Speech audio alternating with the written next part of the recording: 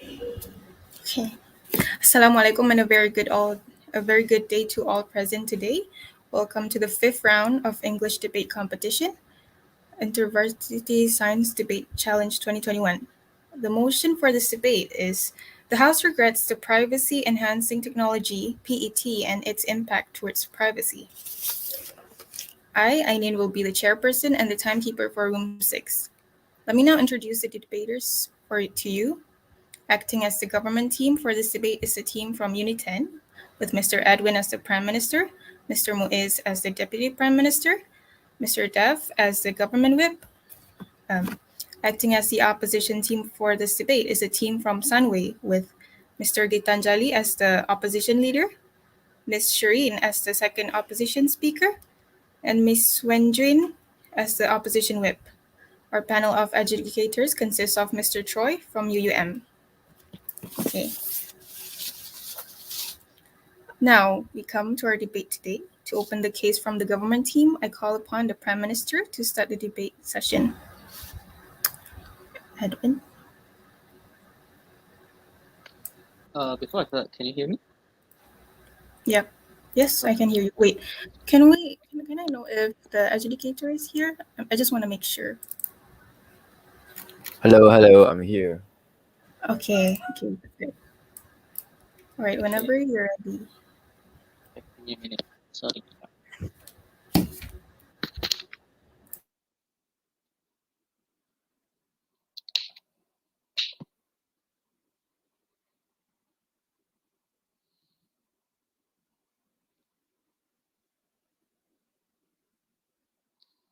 In today's debate, we have to understand that some people might think that it is actually so suffocating to give up your privacy, to give people, to give companies, to give government your privacy in exchange for security, in exchange for so many things, right? We think this is something that is so damaging. But understand the fact that PET, when PET do exist, what it means, right? It minimizes data collection. What does this look like? This look like they're not actually collecting personal info. You will not be able to actually, they will be collecting, not be collecting personal info such as your age, your name, or whatever it is, right? So that means that now you're online, using online with an anonymous status. And why is this bad? I'll tell you further in my points today. And also understand that PET serves as a function to protect privacy, but we think that this is actually damaging the self-interest of the people, the citizens in the first place, right?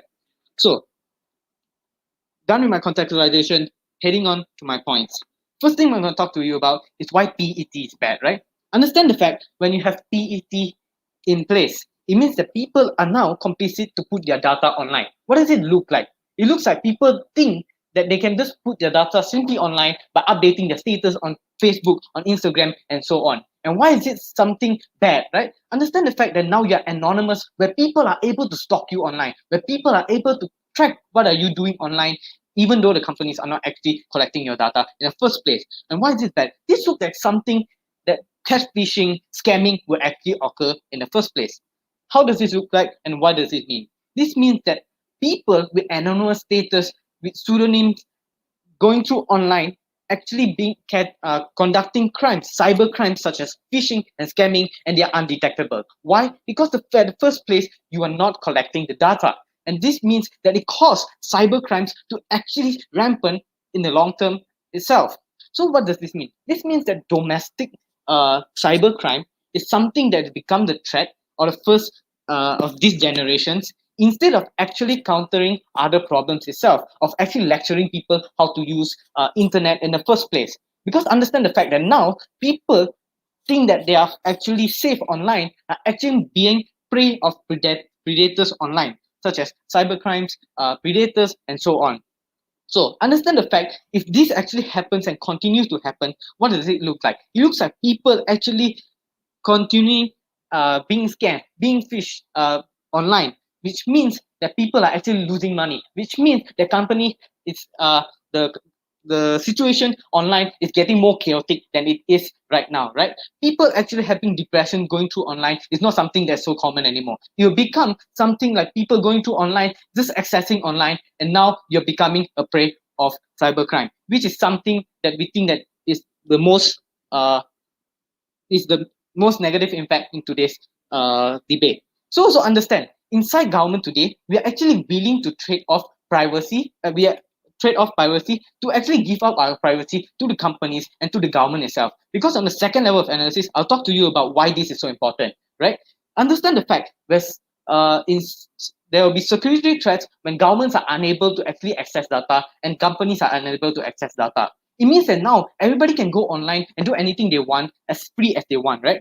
This means that they're undetectable. They will not be held accountable for any actions because you will not be able to detect them at the first place. So what does it mean? This means that it causes crimes, not only cyber crimes in the first place, but in domestic view, but it actually causes an international terrorism to actually occur, becoming a security threat to the company itself. Understand the fact that now ISIS, Al Qaeda will actually be able to hack into the system itself, to be able to actually go online anonymously, to go into the data storage of the company, of the Facebook itself, to actually access that data, recruiting people, conducting crimes online. What does it look like? It looks like now these terrorism organizations actually have data of the government itself, which means they can track every single movement of the government and can hack into the system to collect informations that they want to. And why is this such a chaotic situation? Right? It means that now government itself are unable to actually protect themselves, also the best interest of the citizens, which means more people are going to be attacked by terrorists, more people are going to be prey of the predators online, more people are going to be suffering in the long term. This means that terrorist organizations are actually being able to conduct attacks towards certain nations more rampantly than ever before. It means that ISIS is actually conducting cybercrime online, is actually threatening, conducting security threat to the company, to the government itself, accessing data of citizens in the nations itself. So what does it mean in government side, right? We say few things. We said that even though we trade off privacy in the first place, it means that now we are able to actually uh, be more capable of countering such crime because we have data, we have access to every single individual online itself, which means that if PET is not in place, we are actually able to actually sense even the minor threat in online itself, where people are actually telling each other that they're gonna bomb the government. When people are having conversation that they conduct such thing online, the government will be able to stop it in the first place before it explodes into something more chaotic in the long term, right? So we think that if privacies are actually given to the government itself, yes, the opposition side may argue that, oh, now that you're giving privacy to government, what is the point of living? What is the point of actually protecting your privacy in the first place when you're being exploited? We say that no, even though in status quo itself, you're also actually giving out certain privacies in the first place to the government to be able to access and detect you in the first place. And why is this so important? Because understand that you are being a citizen of certain nations, you are actually wanting to be protected by the government itself. And by only giving your privacy to the government itself to govern the nation to access certain information, we think that the government will be able to stop a lot of problems from actually happening and also be able to solve a lot of problems such as cybercrime in domestic and individual level and also terrorist security threat in the global scales. With that, I end my speech. Thank you. Thank you so much, Mr. Edwin. To open the case from the opposition team, I call upon the lead. Mm, Yeah. yes. Can I? Oh, the time is Yeah. 7 minutes, 30 seconds.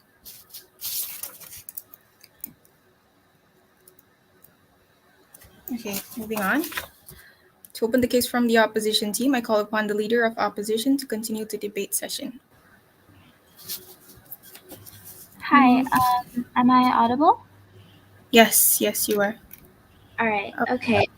I will be one, starting. 1 second. Okay. Okay, I'll be starting in 3, 2, 1. So, government fails to explain to us why they need to collect citizens' data to provide us with security. Gov states that they are willing to trade our privacy in exchange for security, but how are users supposed to feel secure if they don't know how their data is being harvested, which data of theirs is being harvested, and what it is being used for? Gov also talks about cybercrimes, and international terrorism, hacking, and cyber criminals and such, and says that with um, because we have PETs in place, that these crimes are happening. But I feel like Gov has failed to recognize that PETs prevent cybercrimes from happening in the first place. The whole reason PETs are set up is to make sure that our data is protected from third party users, including hackers. Um, Therefore, if we have because we have PETs in place, that's why we don't have to deal with cyber crimes, because the data is being protected from third party users.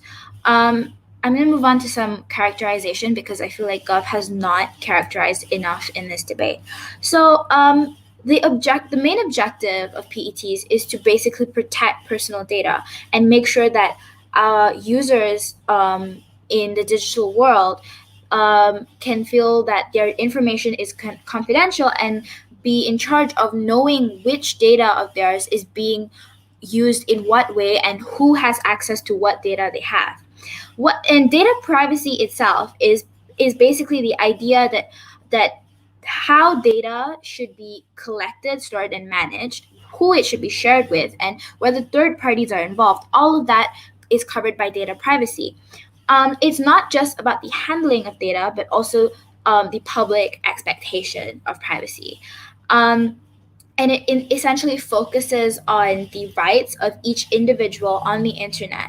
And it talks about the purposes of data collection as well.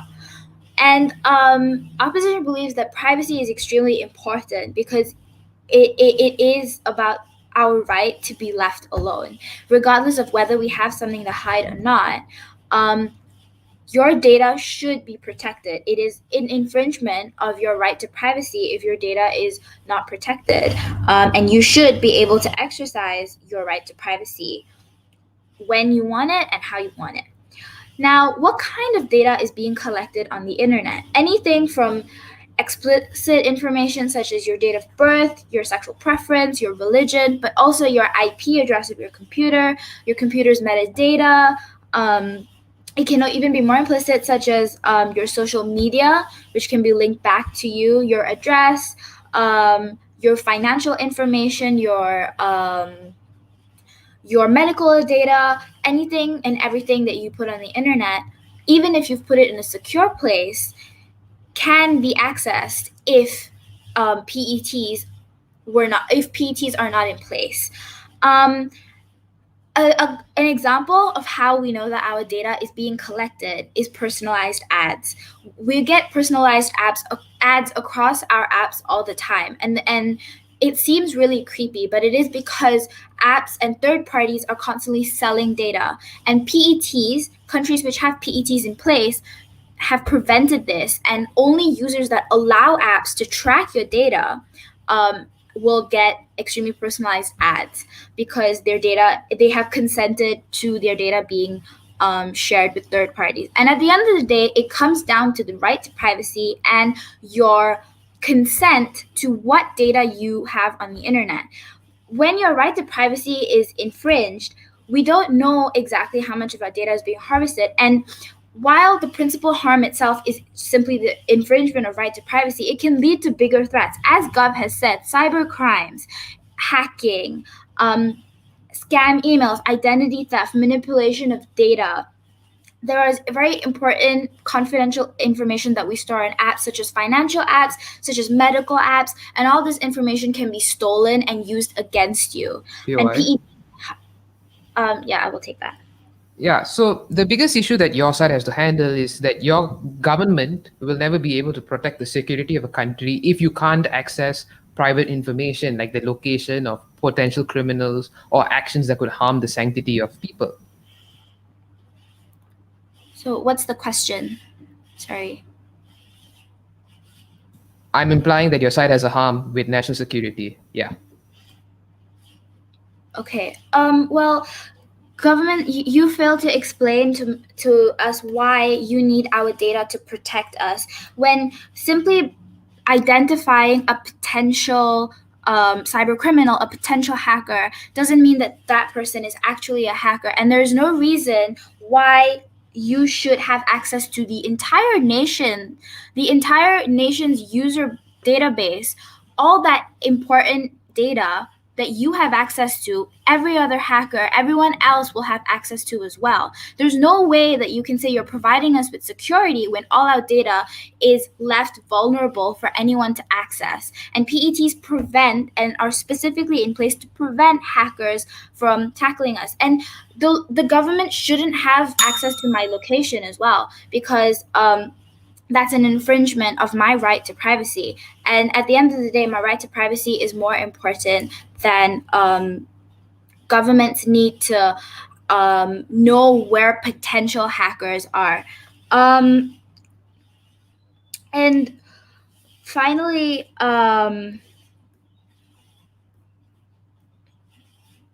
PET, because PETs allow users to choose what data is given to third parties and how and which data is harvested and handled, it means that the internet is a safer place. And that's really important, because in today's digital age, everybody is on the internet. Everyone has information on the internet, and it is a necessary part of our lives. So our data should be protected, and we deserve the right to privacy.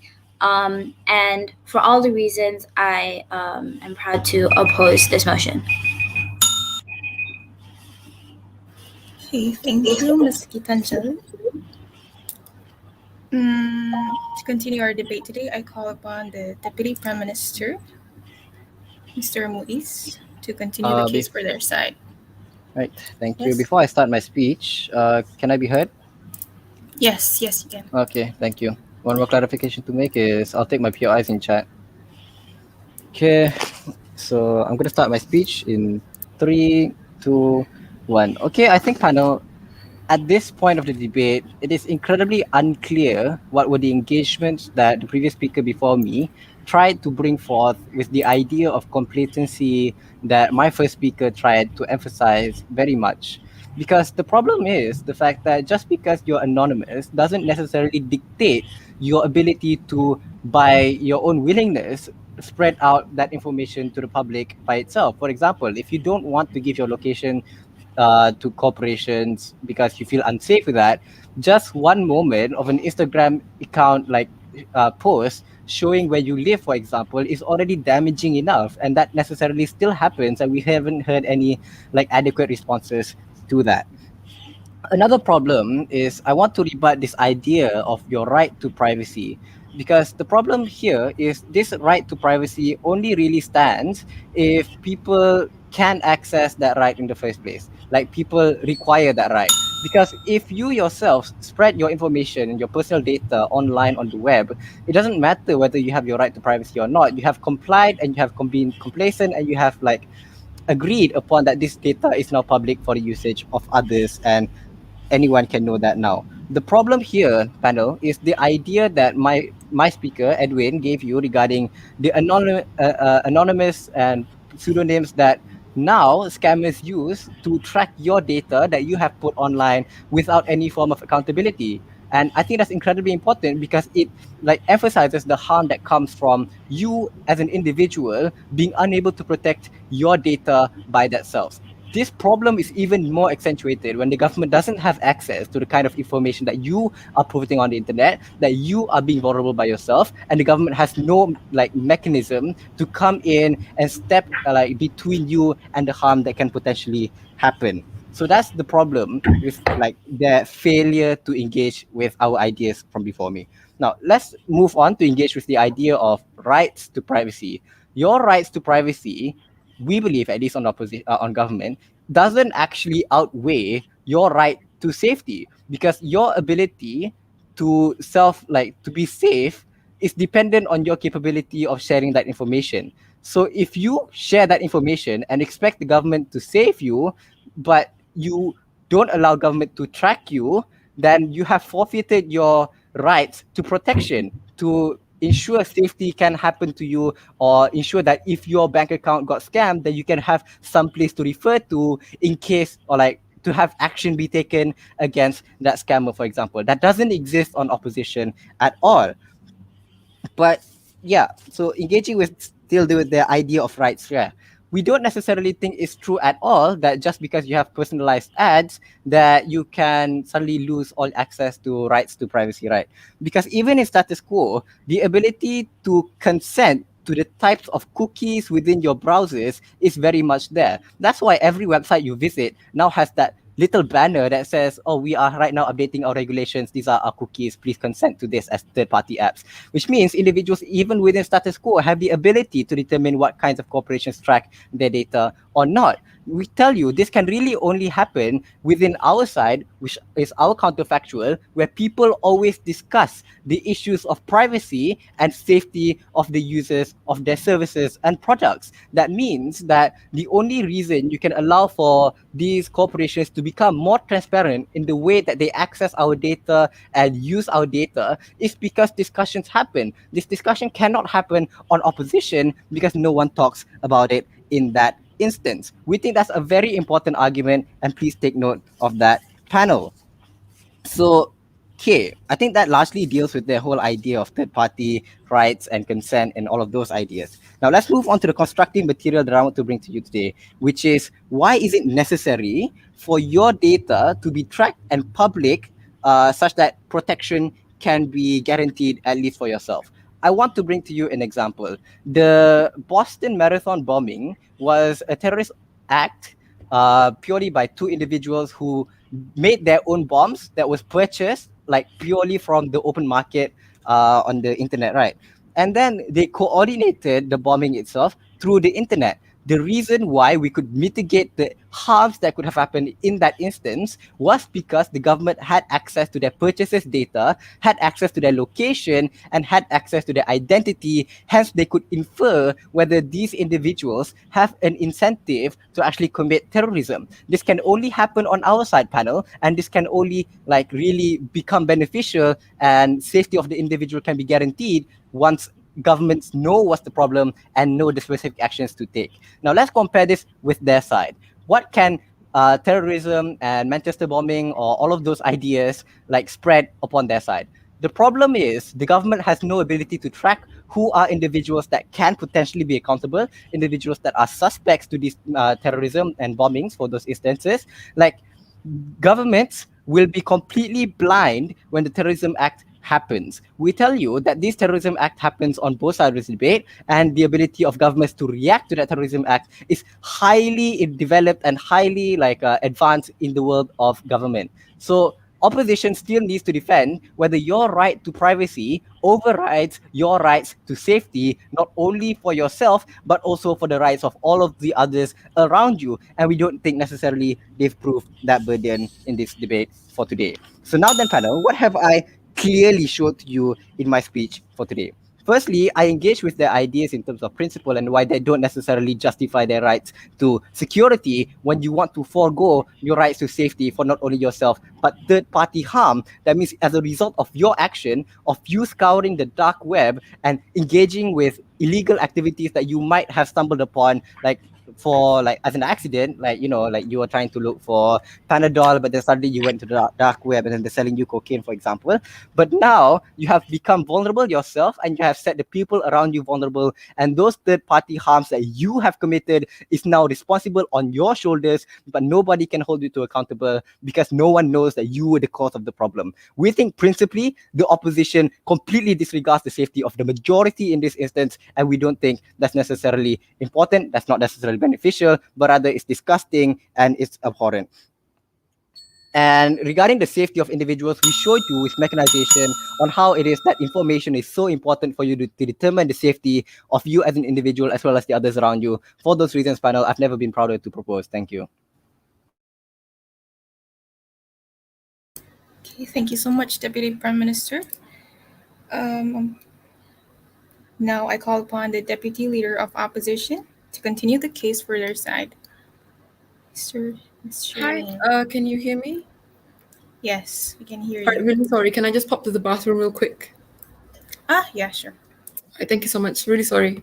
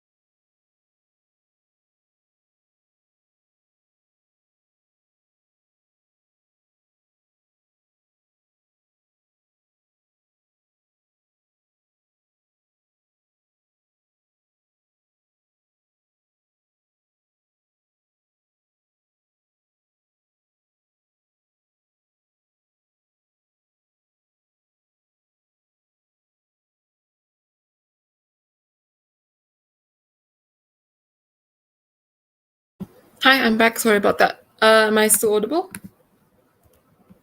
Yes, you are. Loud and clear. All right, great. Let me just get my timer. Okay. Starting my speech in 3, 2, 1. I think the fatal flaw coming out of the government bench is just a gross underestimation of the significance of privacy rights, especially in the modern day. Their entire case rests upon one single premise, in that national security and the aspect or the risk of terrorism somehow justifies overriding the rights of privacy of citizens as a whole. I'm going to talk to you in my speech why that premise is fundamentally not true. And even if we take them on their best case, we still think preserving the privacy of like citizens as a whole supersedes that of just taking care of a minority of terrorism cases. A bulk of my rebuttals are going to be integrated with my arguments, but I've got two major responses to what we've heard from the government substantives so far. The first is on the idea of how users posting things online somehow necessitates or validates the fact that their data can be used by companies anyway. Since they already post on their data online, like on Facebook and whatever, that means that their data is being stolen anyway. We think that the principal difference between these two things is, number one, when you actively post something online, you are actively giving your consent to that data being put out in public. The fundamental difference between data being collected is that you're often unaware of what happens behind back doors, and you're unaware of the exact data that being collected by these technological companies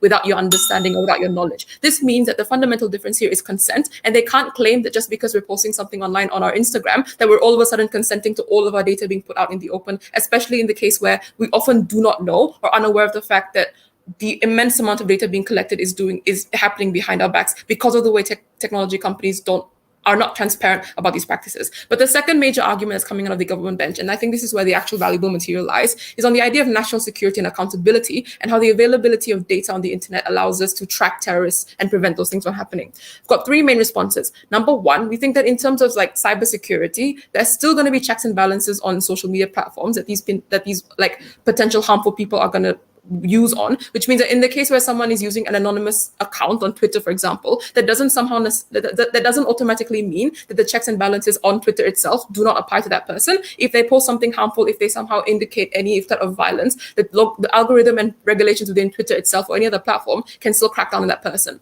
But secondly, and far more importantly, I would argue that criminals aren't as oblivious as what the government wants to say. We argue that in the case where you have organized crimes or terrorist groups, they'd probably know better than to just put their data out in the open, and they'd probably use back burner servers instead of the main web anyway, which means under their side of the house where PET doesn't even exist, it's far more likely that these groups and these criminals are going to go into like underground servers to conduct their operations because they're aware of the fact that their data is probably going to be looked at or supervised or like looked over by the government officials that want to crack them down. So we don't think that criminals are as like oblivious to the situation as government wants to make it out to be. But third and most importantly is that data can't necessarily track these groups either, and they overestimate the power of data in actually cracking down on terrorist groups. Why is this true? Recognize that they consider that terrorism happens on both sides of the house, which means in the best case scenario, the only edge data can give you in their side of the house is in the aftermath of the Terrorism Act, which means on a terms of net loss, the amount of life or damage you incur from the terrorist act is still equalized on both sides of the house. Because the only way you can use data to like crack down on the terrorists is to use whatever data you got after the fact by identifying them from like video footage or whatever, which means that on a net loss, even on the our side of the house, if terrorism is more rampant because we don't have national security, that happens in the same degree because the net loss is the same and the net harm is equalized by the fact that you can only use data after the fact that the Terrorism Act happened. But second and most importantly, if it's true that data is so powerful that you can use it to crack down on terrorist groups before the Terrorist Act happens, then status quo would prove otherwise. We've seen how in status quo terrorist groups still are rampant, and we see how like violent groups and like supremacist groups still actively organize hate crimes and actively organize violent riots and things like that on social media, and yet still nothing happens to crack these groups down. This just goes to show you that even in the government's best case scenario, where these data is freely available on the internet for government officials to look at, no one does anything. The easiest example I can give you is the Capitol riot that happened in the United States, where they actively planned that riot on social media platforms, wide open on the internet, and yet nothing was done to prevent that. So that entire argument like takes down the premise coming out of the government bench about how data is integral to national security.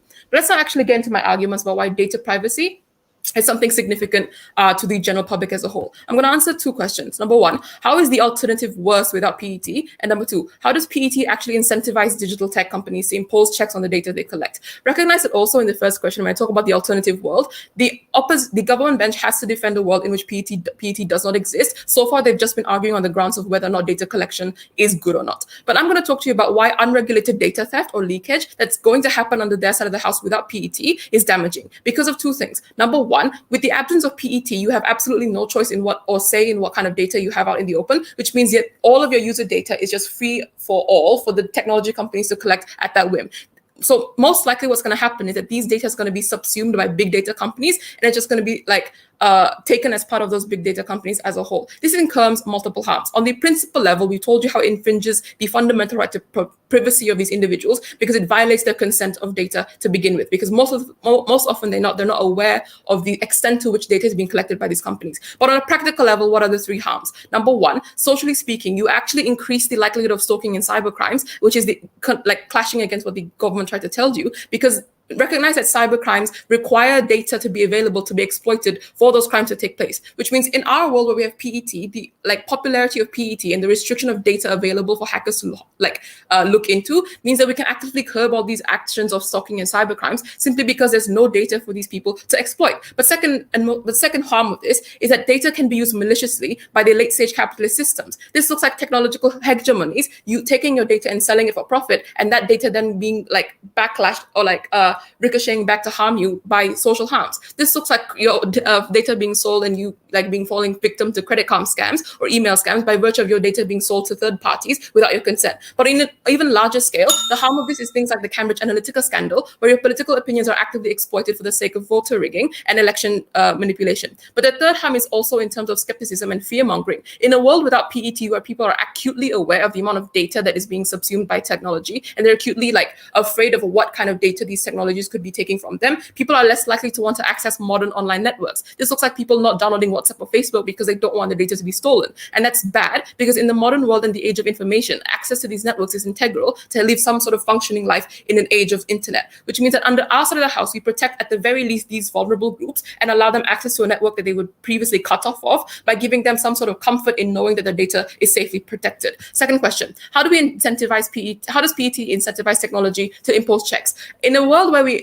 incentivize people to actually care about the data that's collected by demanding them the use of PET, that's going to lead into a trickle-down effect in which governments or companies also understand that they have to impose checks on the data they collect, or at least be more transparent about what they collect in order to maintain their company, the consumer base. Which means the comparative at the end of the debate is that all you have on the government bench is rampant data collection and rampant data access that still does not do anything for national security, like I told you. At the very least, on the opposition bench, you get the preservation of privacy for a much larger group of people. For all those reasons, oppose.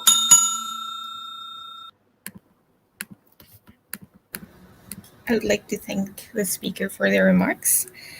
Ladies and gentlemen, and the honorable adjudicator, I shall now call upon the government whip to reply. Firstly, am I audible? Yes, you are. All right. If it's lagging, you can turn off your camera, okay? Oh, okay, sure. I prefer my POIs verbally. I guess, yeah, I wouldn't read. So, yeah. I'll start my speech in 3, 2, 1. The biggest issue with Delo's speech is the idea that companies or tech hegemonies would utilize your data and sell it for profit. Because that is literally how tech hegemonies operate, right? Your data is meant to be sold as an asset for them to be able to sell more products to people on the ground. So this works two ways. One, it's either harder for you to access products you want through PETs, or on a second level of analysis, and I think this is more intuitive, which is that companies will find greater incentives or are less likely to work with this PET system. I understand this is a value judgment debate, but there is a severe disincentive for companies to participate in the usage of PETs. Why is this true? This is true because you're removing the literal source of their income because they now can't access the data that was the main asset for these companies in the first place. What happens inside opposition, underside government? I think what happens under our world is companies still do use data, and let's face it, there's a lot of controversies when it comes to the privacy of the data that's being used. I think that's good.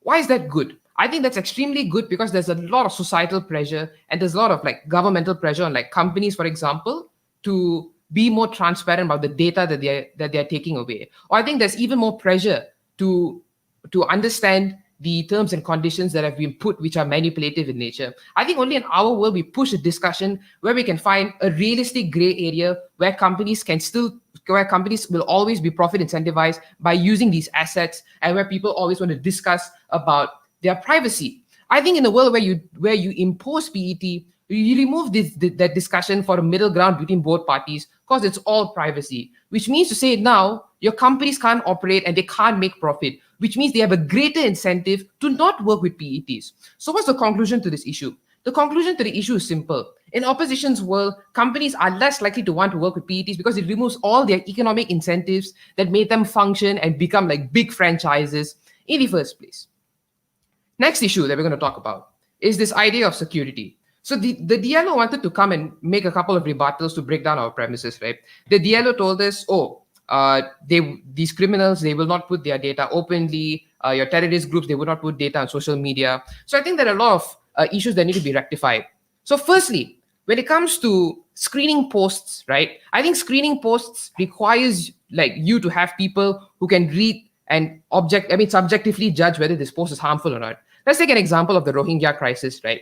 The problem with Myanmar is they have very few people or people who are in charge of rectifying whether posts are suitable or not. What is the harm of this? The harm of this then becomes that there's too much information that's being put out that you cannot filter.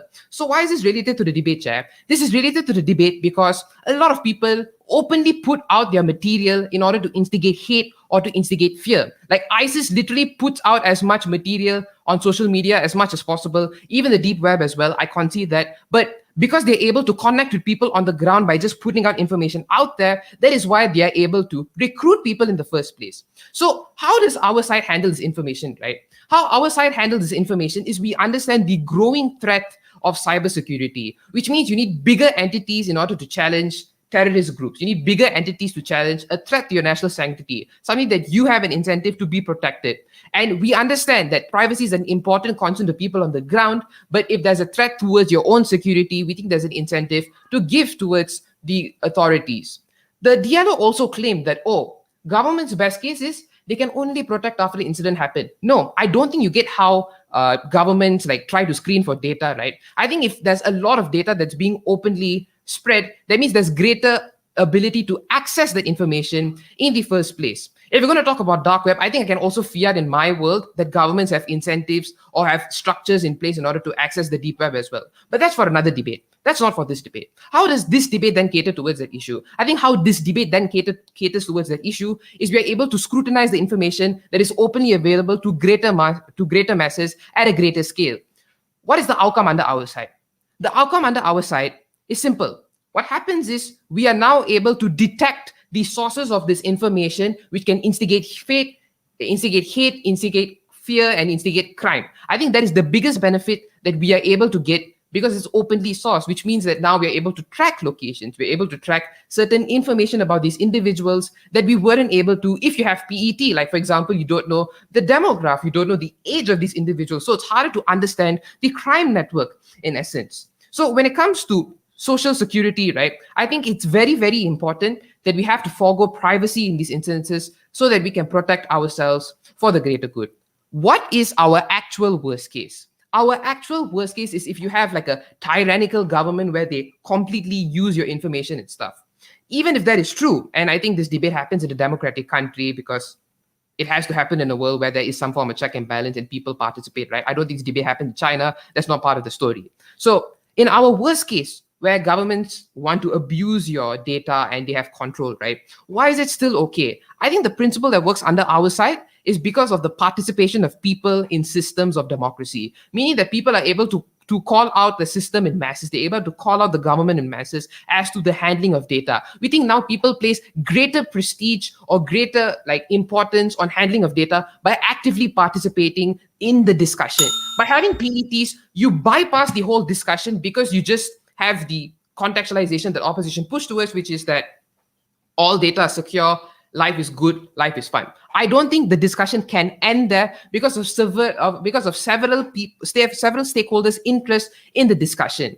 When it comes to companies who need this information, when it comes to governments who want to protect security, when it comes to individuals who want to openly scam or phish whatever like cybersecurity threats that exist on the ground. What is the conclusion to this debate, Chair? The conclusion to this debate that government brought is twofold. First is the active participation of people when it comes to the discussion of privacy, but the second is also the upholding of national security. Like, if you live in a world where there's where there's a lot of anonymous people, right? It's definitely way harder to identify information and prevent crimes from happening in the first place. Literally flipping it against DLO. They told you, sure, our best case is we get all of the privacy. But what is the biggest risk they have? One, that national security cannot be protected by a big entity like a government. But two, that people are bypass this discussion in order to talk about the sanctity of protecting your privacy and finding a suitable middle ground for all stakeholders. For all those reasons, I'm proud to propose. Thank you, Mr. Dev. It is now time to listen to the rebuttals of the opposition whip.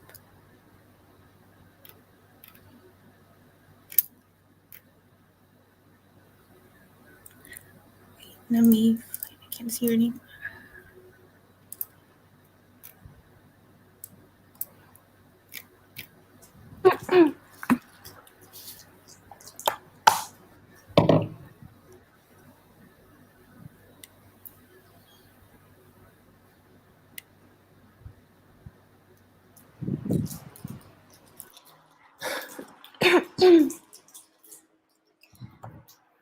Hi, am I audible? Yes, you are. Okay, starting my speech in 3, 2, 1. Right, so before I go into the clashes of this debate and what we've told you to win this debate, I'd like to first start with a few rebuttals of what the government has brought up. So the government whip, although this new argument, he brought up how companies make money from ads and what would these companies do without these ads because they don't have data to, make these personalized ads. The thing is, these companies are usually large companies and large monopolies. For example, companies like Google, which you use every time you use a search engine, large companies like Apple, Amazon, and Shopee and whatnot. And these are companies who have a lot of money already. They are the ones who have a lot of power in society already. And with that means that they are not our main stakeholder. Our main stakeholder should be the vulnerable groups, the users who give up their data, or the users who don't want to give up their data, not knowing that what's out there, but they have no other choice. Therefore, PET needs to protect them. And even if, let's say, these companies are relevant for some reason, the thing is, these companies are huge, and their money comes not just from personalized ads. These companies can also develop ads that are accordance to trends and what consumers as a whole want, instead of specific ads which use a lot of data, because we'd rather people not have their data abused. And the other rebuttal I have is that the whip speaker also mentioned about hate speech and things like that on the internet. But in status quo, hate speech is already there. No matter in what world, hate speech will always be there, and nothing is done in their world without PET too. So they don't show how in their world hate speech and things like that will not happen. Now, moving on to the clashes in the debate. The first clash, I believe, is very important because it's basically just the whole argument that side government has been giving you, is that security is important, and we do agree that security is important. But let's look at what they say as what is like the main threat to security. First of all, they talk about stalkers. Now, first of all, it's not true that using PET will encourage more stalkers, because stalkers stalk you in the first place because your information is out there, right? But with PET, it limits the information that you have out there, and it makes sure that you are anonymous, so stalkers can't stalk you. So the first thing is, information only goes out into public when it's released into public. So the main common cause of this is when organizations take your data, and these organizations are hacked, or these organizations decide to sell your data, which is common amongst small organizations that are invisible.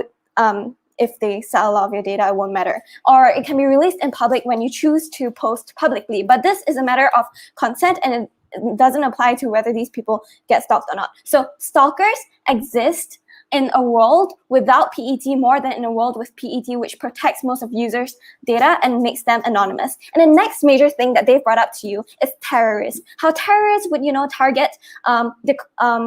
target and attack your data to grab as much data as they can. And first of all, what the flaw of their side is basically they didn't mention how in their world without PET, this data won't leak. Terrorists won't be able to get this data and through like hacking and servers and changing the IP addresses to be anonymous and whatnot. So even without PET, we have to realize that in both worlds, terrorism will exist. So and also another thing is that where would the incentive for terrorists to hack, for cyber criminals to hack, when there's no information to hack, when these information isn't as much or isn't as specific to people? So why would they hack in the first place? This problem won't occur in the first place if we use PED and there's no data, and these people won't want to hack into your systems because they don't have much data to collect anyways.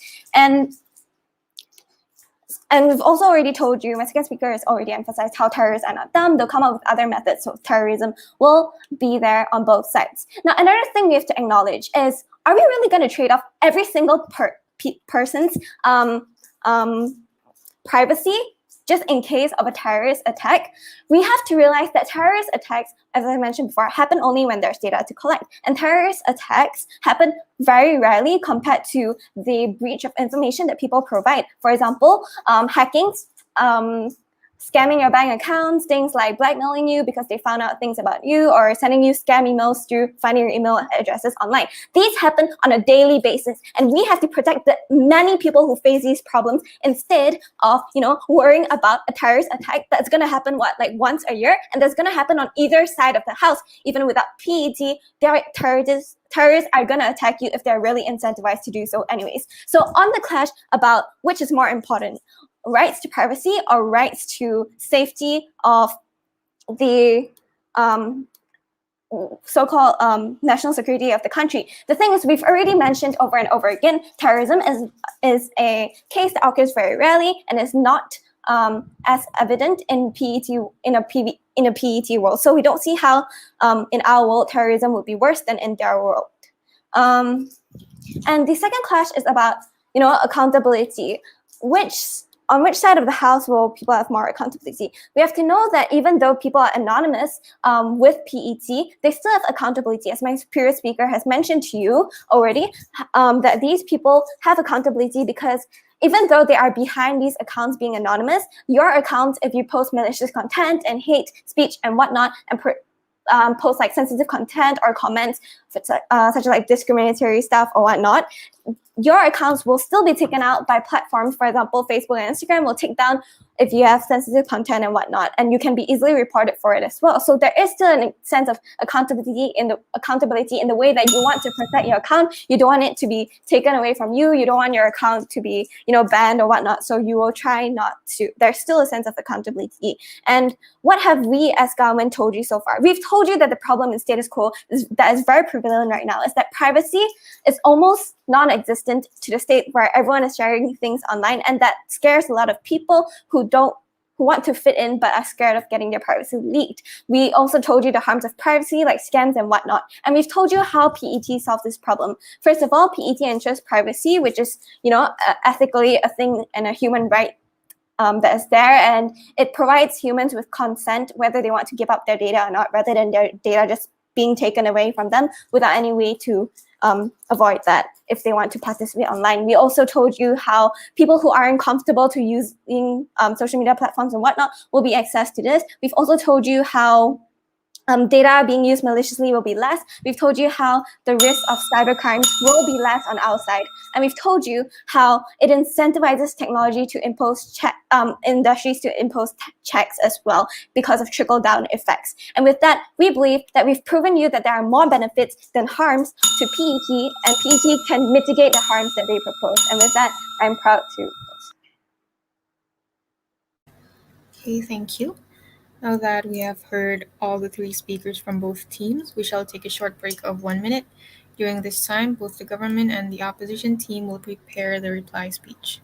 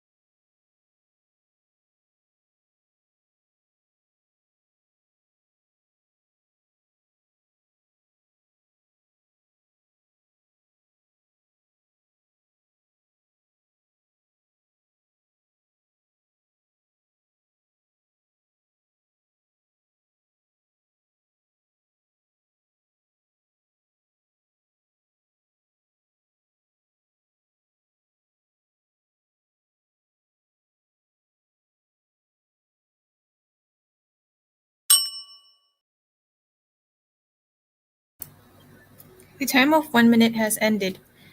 I shall now invite the second speaker from the opposition team to deliver the reply speech. Hi, am I audible? Yes, you are. Right, thank you.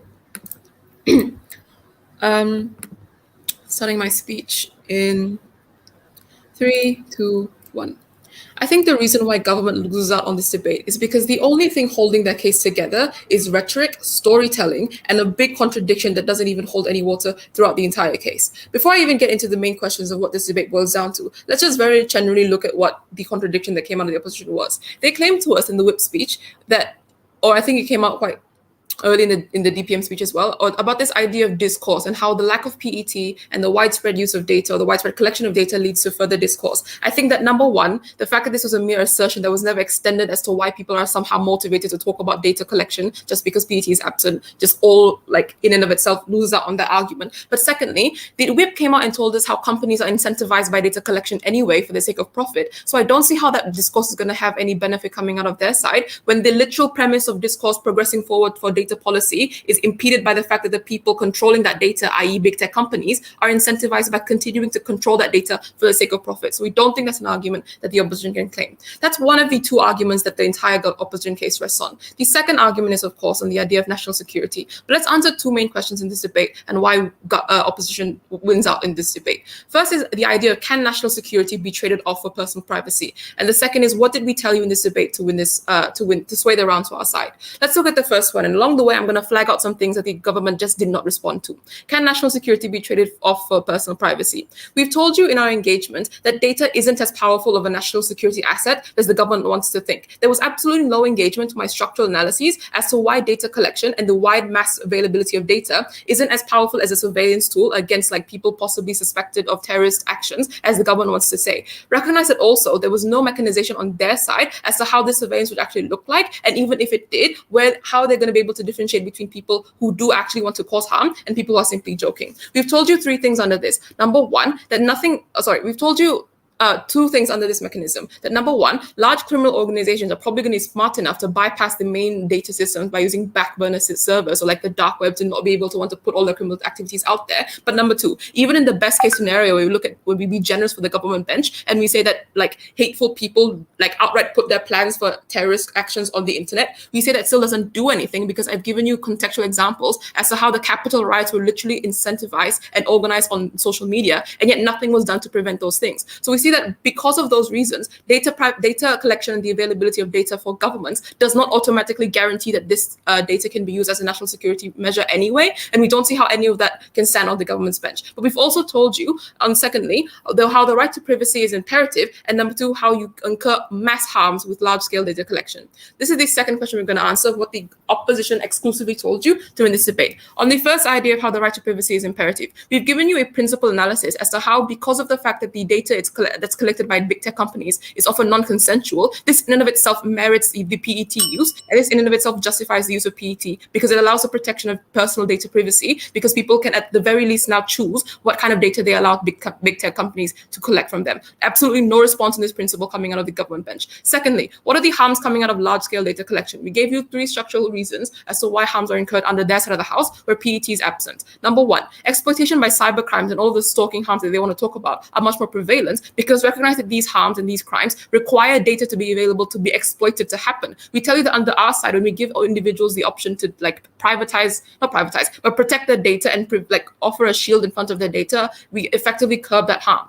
Again, no response. Secondly, in terms of malicious intent, I've given you analyses as to why big tech companies are more often not going to sell this data, are more often not going to use this data for malicious intent. This is in line with the premise given to us by the government whip when he told us that governments are incentivized by profit anyway. If the government corporations that are like controlling technology and big tech are incentivized by profit, then it's not far-fetched to say that these data will be sold for the sake of profit to third parties anyway. Thirdly, on the idea of fear-mongering and skepticism, we tell you that in a world with PET, we allow people who are afraid of their data being stolen to access networks and internet when they were previously not allowed to. If you want a world that actually recognizes privacy as being integral to the human experience, while national security is something we're trading off since it's just a rare case anyway, side with opposition.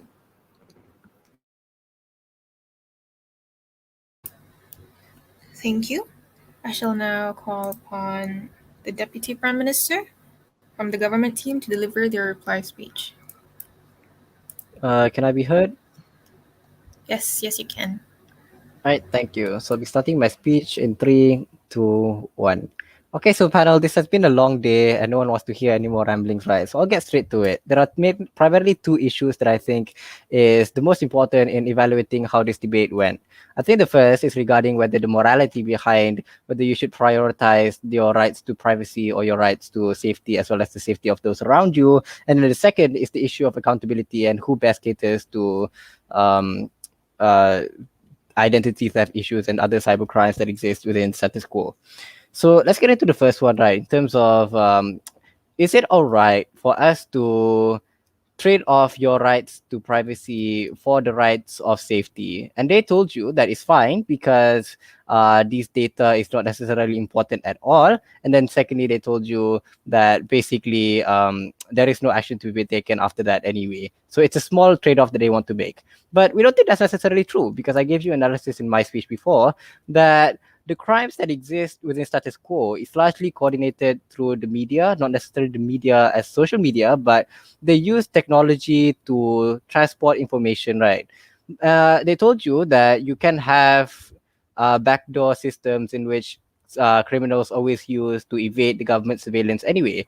But that's assuming that they want to do that in the first place. The reason why terrorists use public platforms is a method to spread their propaganda. We already told you that in our previous speakers, that they never catered to like bothered to engage with. The fact that propaganda spreads through media to reach out other people that can like recruit more people to join their cause. This harm is even more accentuated on opposition when you don't necessarily have the ability to trace individuals that have received the video or trace individuals that are likely to follow that kind of propaganda and contribute to all of these anti-government schemes. Now, they did tell you that this does happen in rare instances. But what is our response to that?